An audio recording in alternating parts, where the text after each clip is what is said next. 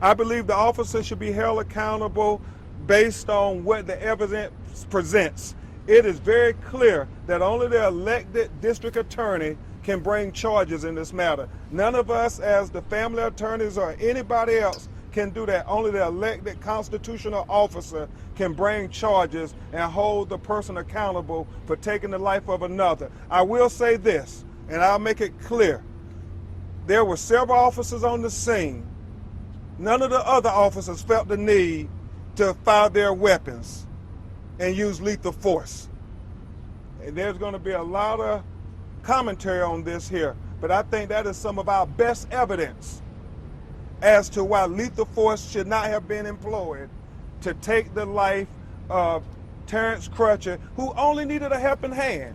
The only thing they knew when they got on the scene was that his car had broke down.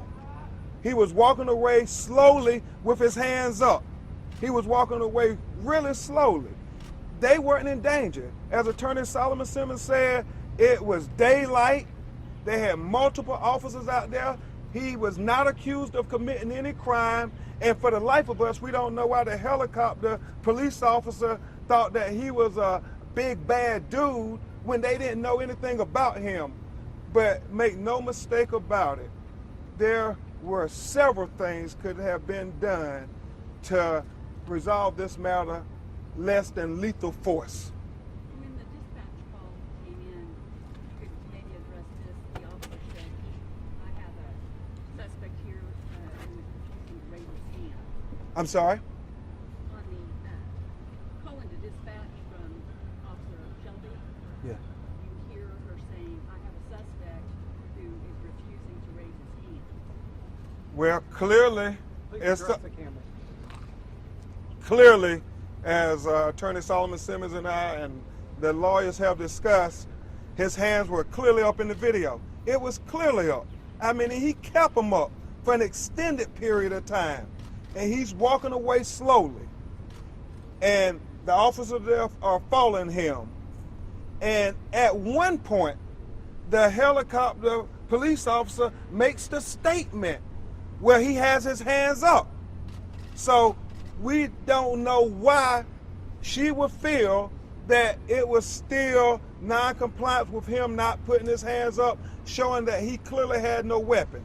And he was not moving in an aggressive manner. He was not moving quickly. And in fact, if you watch the video in real time, he is moving very slowly.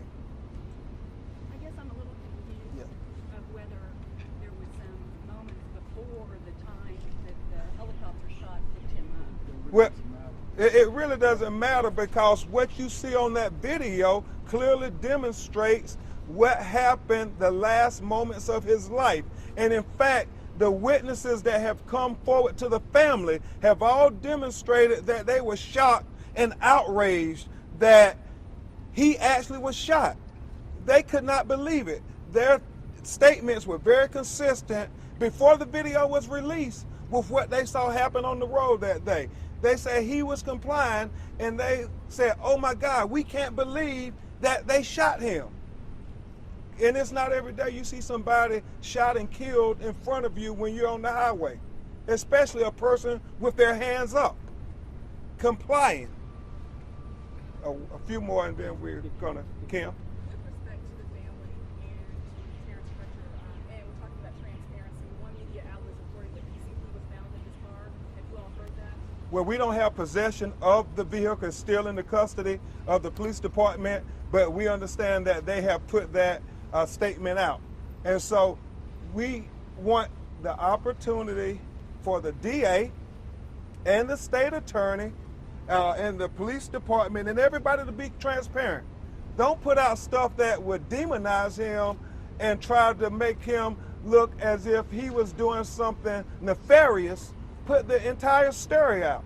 That the misinformation given about the window being down and him putting his hand in the car reaching for something is misinformation. And that's what the community wants, transparency. But let us not be thrown a red herring and to say because something was found in the car, that is justification to shoot him. You know, yesterday in America, we witnessed a person who had bombed a building and injured several people, 29 people in fact, and he wasn't taken down with lethal force. He wasn't killed. So why is an unarmed black man who has committed no crime, who only needs a hand, giving bullets in his lungs? What do you feel is the appropriate charge? Before I answer that, I want to make it really clear that it's undisputed that the officers on the scene had no idea what may be in Terence's car. They had no idea about the previous 911 calls. At that particular moment that he was shot, he was not a suspect for any crime, period. He was not a suspect for any crime when he was shot. But he was treated like a suspect clearly when you watch that video. What do you feel is the appropriate charge? Well, certainly the district attorney who has been elected here in Tulsa to represent all the citizens is very, very educated and skilled at what are the appropriate charges to bring forward when there is a crime committed. And we know this because people in our community receive that intellectual justification for bringing charges when we have far less evidence than this here.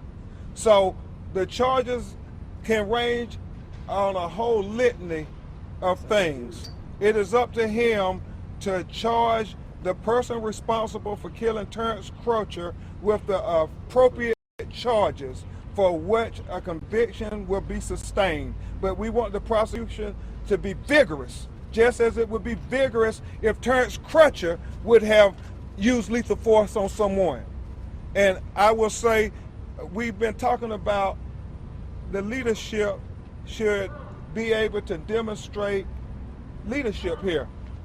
The police chief should make sure they have the policies in place that if they got body cameras, when you have interaction with citizens, when you draw weapons, you make sure those body cameras are on and that the audio is working, because we could have heard everything that transpired simply if the officers would have followed what I believe is their protocol and turn on the body cameras. Why else have them?